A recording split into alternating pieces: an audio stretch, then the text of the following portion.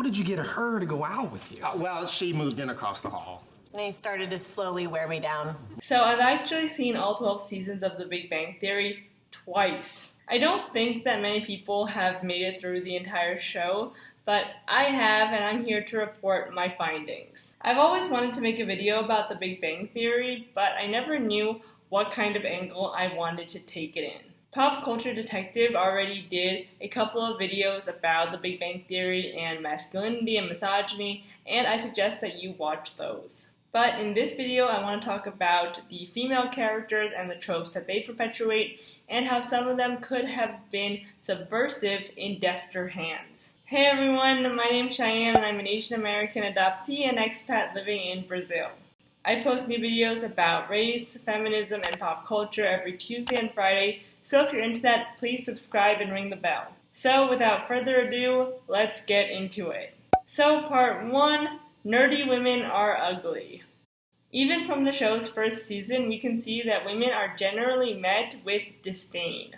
They're either nagging mothers, people who give in to their baser instincts because of their menstrual cycles, or are just plain ugly. We of course never see the ugly women these men refer to, but we don't need to because we have Penny. Penny is the stereotypical girl next door, the hot blonde with big boobs that all the other girls or women on the show are set up to compete with. She's what's hot and every other girl is what's not. And though she does get some rivals later on in the show, she usually always ends up on top and is the girl to beat. When she walks into the comic book store, for instance, all the men in the store look at her, their mouths agape, because A, they've never seen a woman before, or B, because they've never seen a woman like that before in a comic book store. The women in the show that the men are able to get with are either fatties, uggos, or disabled. Howard in one episode even says that he calls dibs on the blind girl.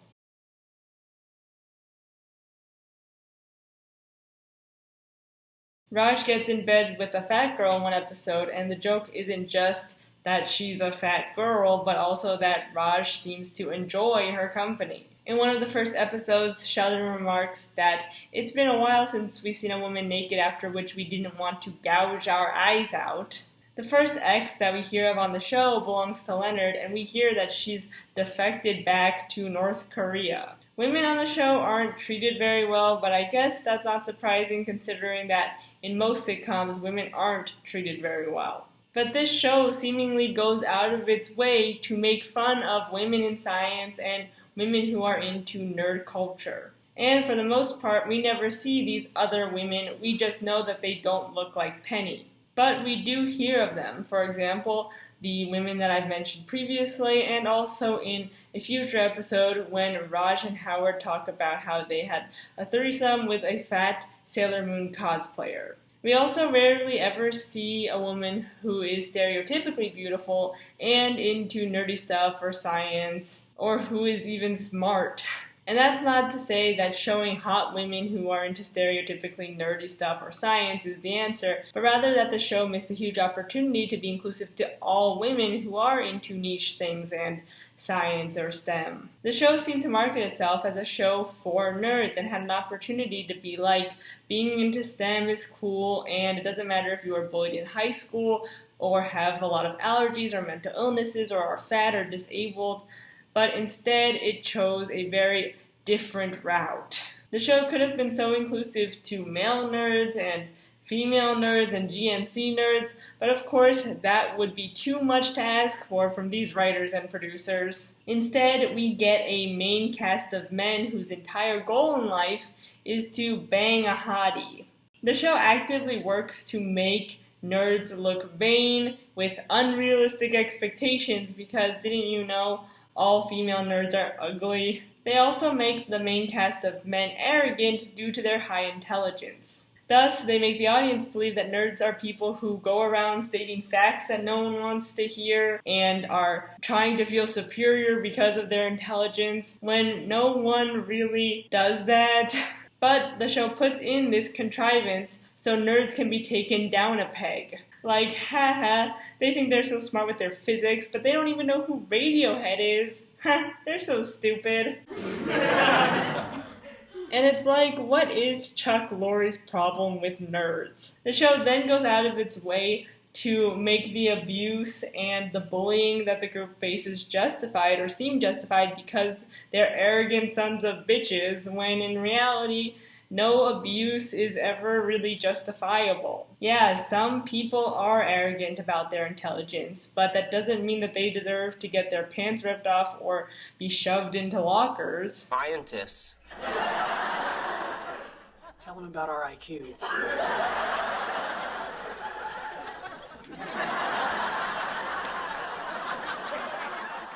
But of course, the same doesn't apply for the women who they abuse in turn.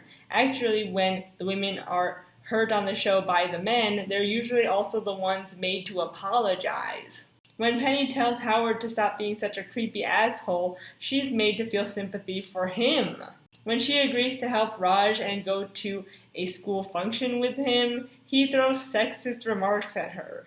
The excuse is that he's drunk. And yeah, he is normally seen as nicer and more in touch with his feminine side on the show, but when he's not drunk and just hanging out with the guys, he's honestly just as bad as every other male character on this show. Rather than the men and the women on the show joining forces and realizing that they've both been harassed and abused throughout their lives, they instead have the men relentlessly mock the women without even an ounce of self-awareness or reflection. It seems as though the writers were inspired by this narrative of the nerds always get the hot girls once they grow up and become millionaires, but in reality, Leonard is the only one to end up with the hot girl, and he only does that by wearing her down, which they also lampshade in the show. How did you get her to go out with you? Well, she moved in across the hall.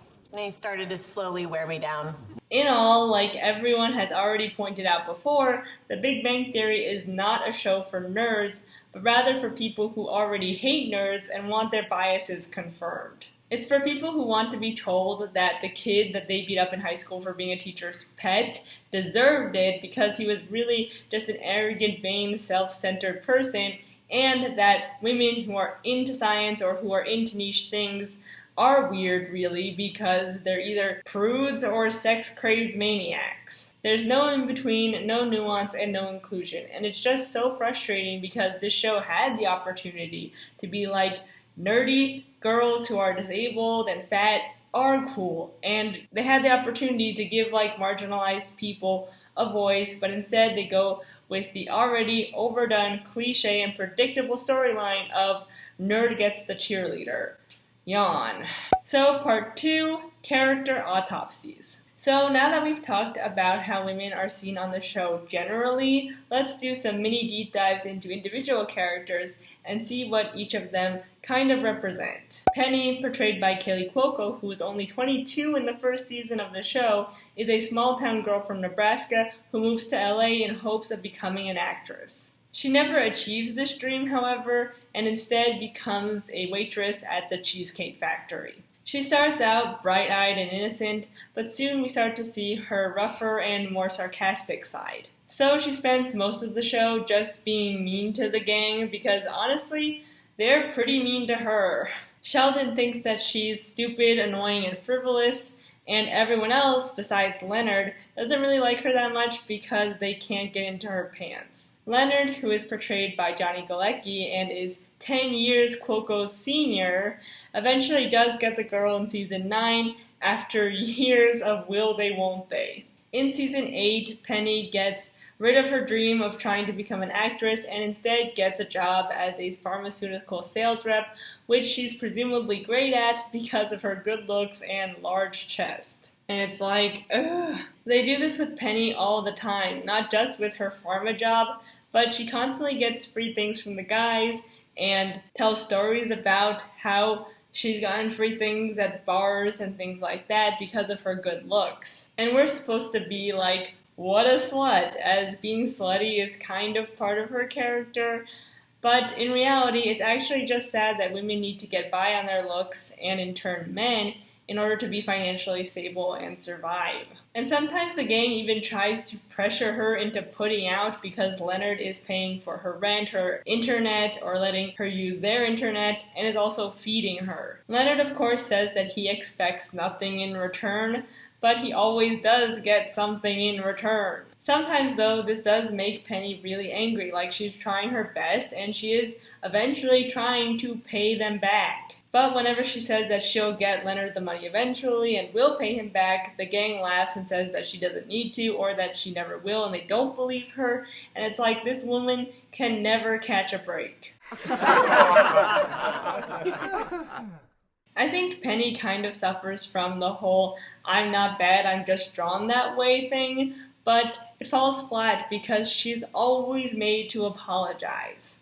For example, she apologizes to Howard after yelling at him to leave her alone for the 1000th time after he tries to come on to her after she's already said no. She openly says that she doesn't want to have children, but then is made out to be pregnant in the last episode of the series. Like, yes, let's punish her character further. Penny does have her feminist moments, even though she's made to apologize afterwards, and is also kind of a tomboy. She embodies that 90s pop feminism of girls can do anything boys can do but in heels, and it's not much, but I'll give the writer some credit for that. She can assemble furniture by herself, she can shoot, and she can play sports, and of course is seen in the show as intellectually superior because she has more street smarts than all the boys put together. But unfortunately, all of these character choices fall flat because A, she never really gets into Leonard's interests and vice versa,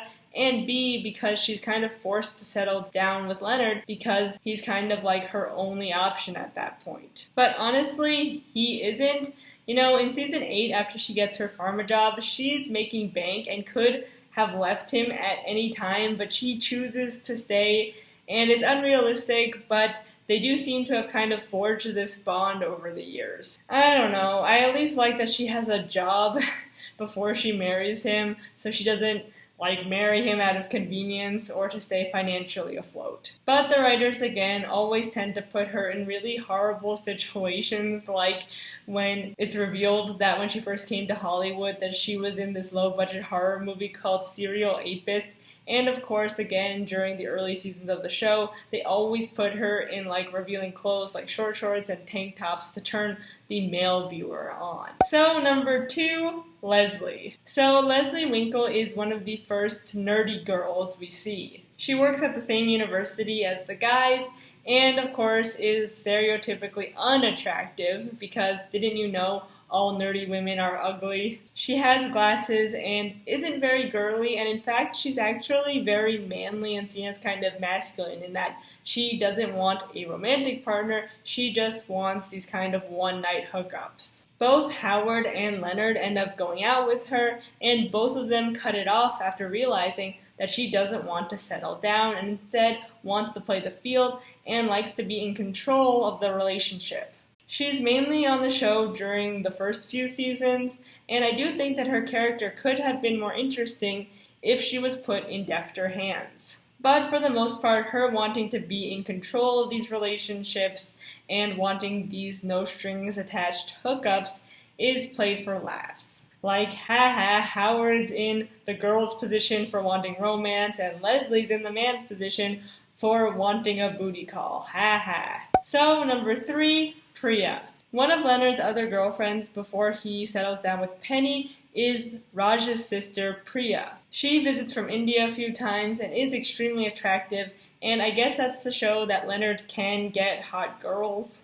Anyway, she's a lawyer, and her and Leonard do share similar interests, and they've also known each other for a while. It seems as though things between them could lead to a real relationship, but of course, she's sent back to India. Penny does feel jealous of her, but that's only really instigated by Amy, Sheldon's girlfriend, who tells Penny that Priya is Leonard's perfect match because they both have similar interests, they're both intellectually smart, and because she's exotic and learned in the ways of the Kama Sutra. Amy even compares Priya to a Bengal tiger. There are so many jabs at India in this show that it would take years to go over, but all you need to know is that Priya is not only exotified by Amy, but also by Leonard, who likes to think of himself as like forbidden white fruit to his brown-skinned girlfriend. It's also insinuated that they can't be together because he's not Indian, and that their relationship is only a thing because Priya sees him as a bad boy. Either way, she's not on the show for too long, but I do think that it was important to mention her because she's one of the only women of color on the show with a recurring role. So, number 4, Amy. Amy is so freaking weird. So, Amy is portrayed by Mayim Bialik, and she actually wanted to make Amy a feminist on the show, but this only really crops up during season 6, and Amy is introduced in this show pretty early, around seasons 3 and 4. So in season 3, Amy is introduced as Sheldon's girlfriend, or a girl that's also his friend. She's originally just the Smurfette principal come to life, as she's basically a copy-paste of Sheldon. She doesn't understand sarcasm, is unknowledgeable about social protocols, and in general is just very distant and standoffish. However, we later learn that she's actually sexually repressed because of her mother, and that she actually does really want to have sex and be a bad girl. She has a history of being bullied in school and always wanting to fit in and be cool, and thus clings to Penny as if her life depends on it. Sometimes it seems as though Amy loves Penny more than Sheldon, and she does seem to kind of perpetuate this like older predatory lesbian stereotype as she's kind of like going after the younger, more attractive woman. Amy, of course, is juxtaposed with Penny as Penny is her opposite, and Amy finds Penny's life to be like exhilarating. Amy also sees most of the women around her as like an immediate threat because she thinks that Sheldon is the only man that will ever love her, and she doesn't want any other woman to steal him away. However, as Amy's character progresses, she does start to become her own character and becomes less weird and predatory. She starts to stand up for herself more and even breaks up with Sheldon because he's kind of an ass to her and only really cares about himself. Her and Sheldon do get married though, and do end up working out their differences. The first time they have sex, Bialik said that she wanted Amy's hair to be like messy and her to be like heaving or something because she wanted to show that Amy does enjoy sex and that older women can enjoy sex and that women can do the work in the bedroom, I guess. I thought this was interesting to say the least. I think it's fine to show that women can enjoy sex and do work in the bedroom, but at the same time, aren't women always doing the work? She's been under fire for a lot of things, like her slut-shaming Harvey Weinstein piece, and also in one of her YouTube videos. Yes, she has a YouTube channel where she says that Amber Rose's slut walks aren't empowering, and it's like... Anyway, the show did seem to start caring more about women in science once Amy was brought on the show, or Mayim Bialik, because she herself is a real doctorate of neuroscience, and Amy's character on the show is also a neuroscientist. There's this one episode where the girls go to Disneyland and the men call them to convince women to get into STEM, and I guess the joke is that they're talking about science when they're wearing Disney princess dresses, haha. And it's why is that funny? Women can have multiple interests, and just because you like Disney doesn't also mean that you can't be a feminist. So, number 5, Bernadette. So, Bernadette is brought on the show to be Howard's love interest. You can kind of see a pattern here, can't you?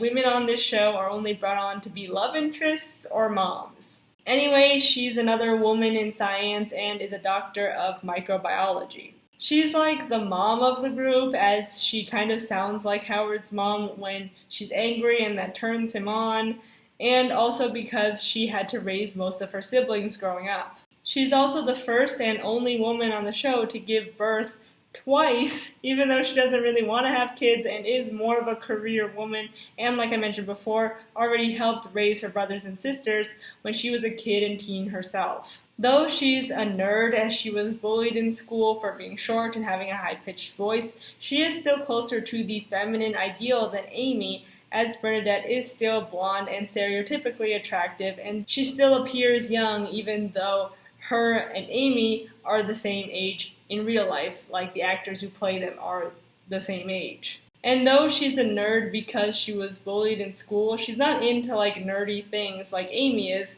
For example, Amy's into the Little House on the Prairie series and also quilting. Honestly, she doesn't really have too many interests, but she does like being girly and feminine. In one episode in season 8 specifically that deals with feminism, Bernadette is chosen to be on the cover of a magazine doing an article about the 50 hottest or most beautiful scientists in California.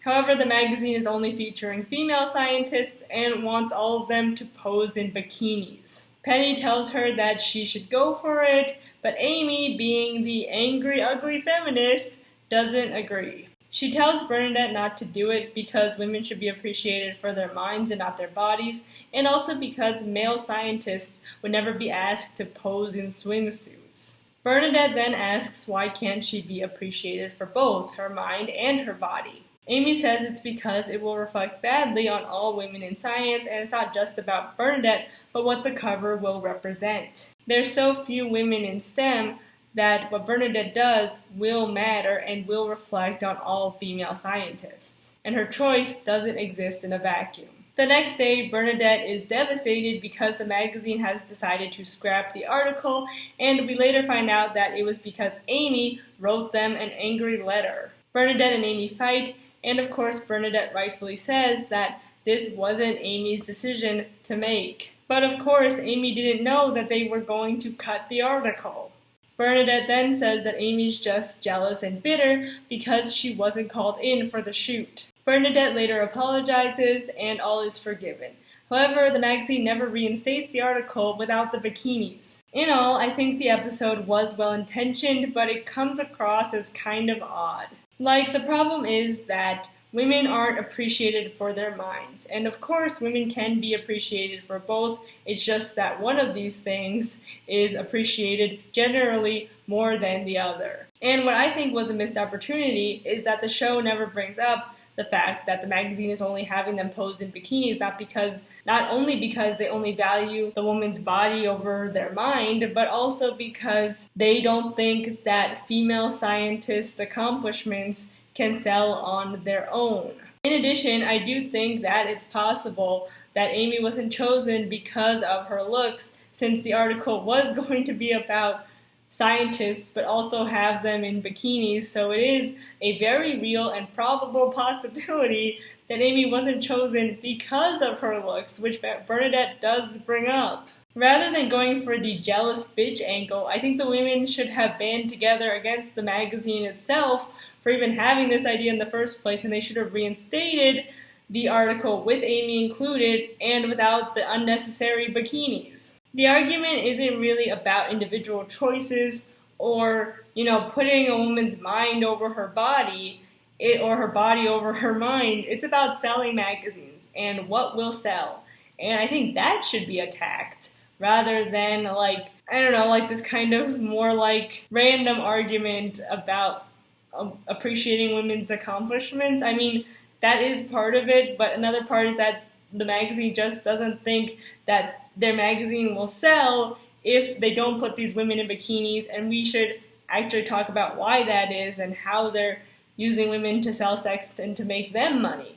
But of course, that's never brought up. Overall, it's just a very messy episode, but I do give them some kudos for trying. So, number 6, Raj's girlfriends. So Raj has many girlfriends throughout the show, even though none of them ever become his wife, even though it's very clear from season 1 that Raj really wants a wife. Raj is a hopeless romantic who's also in touch with his feminine side.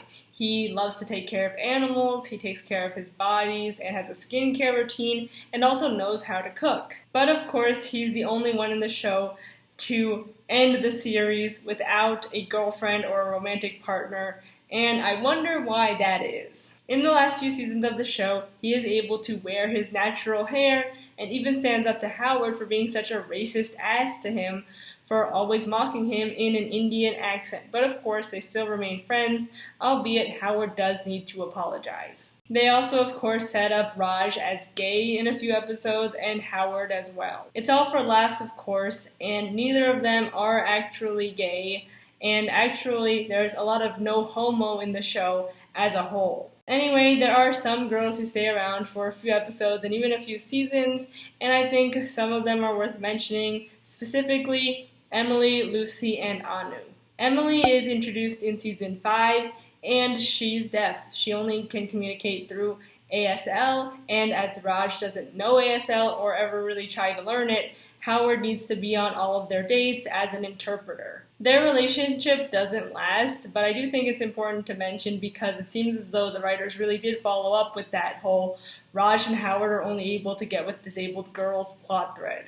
And honestly, that's just like a lot to unpack, but mainly it implies that disabled women are just so desperate that they'd even go out with Howard and Raj, and also that Howard and Raj are so desperate that they go out with disabled girls, and it's like, I hate this show. Anyway, Raj wouldn't be interested in Emily to begin with if she wasn't already thin, hot, and blonde. Next, there's Lucy, who does stay around for a couple of seasons and is in general just kind of socially awkward and doesn't talk too much. I think it's also implied that she might have autism or another like social disability, but it's never really said. And of course, if she does have a disability, it is played up for laughs. She's afraid of being in public, of using her voice, and of meeting new people. And like I said, it's all played up for laughs. And then one day she just breaks up with Raj via email, and that's it. The only reason I bring her up is because she stayed around for a while, and it seemed as though Raj was going to like seriously date her and she was going to be part of the main cast, but she's unceremoniously cut off in season 7, and that's like the last we see of her. Lastly, there's Anu, who shows up in season 12, and she's an Indian woman looking for an arranged marriage. At this point, in the last season of the series, Raj has exhausted all of his dating possibilities and finally just wants to settle down, which is how he meets Anu. They seem to be hitting it off, and I do applaud the show for casting an Indian woman who isn't forced to like play up an accent or anything, and who is also like a little bit bigger. But of course, as you probably have already guessed, Anu is also unceremoniously cut off from the show as Raj dumps her for not believing in true love because Anu doesn't believe in true love and thinks that love is more of like a chemical reaction in our brain rather than something that's cosmic and romantic like Raj does. And that's it. Raj ends the series with no romantic partner, even though he clearly wanted a romantic partner from season 1, and is probably the character that pined the most after women out of like all the guys. It's even more disappointing and frustrating and annoying, frankly, when you know how many women the writers wrote in for Raj to choose from, and that he ends up with no one. And it's like, I wonder why. So, the conclusion. So, that's it for the video. I hope you enjoyed it, and I hope you enjoyed talking about the women of the Big Bang Theory with me, because I really enjoyed it. I really wanted to make a video about this show for a while, and I'm so happy that I finally did it, because there's just like so much in this show to talk about that you could probably fill like a whole YouTube channel about it, but I'm really glad that I went with this angle. Anyway, what do you think about the women on the Big Bang Theory? Did you like the show or did you hate it? Let me know in the comments down below. So, like I said, that's it for the video. Thank you so much for watching. My next video is going to be about The Circle 2017, and that is like the movie adaptation of the book. I already did a review of the book on this channel, so go check it out. And yeah, that's it. If you're new here, please subscribe and ring the bell to be notified every time I post a new video. And of course, if you liked this video, please give it a like, leave a comment, share it with someone. So thank you so much for watching. Thank you so much to my patrons and my subscribers. You guys make my day every day. So I'll see you all in the next one. Bye.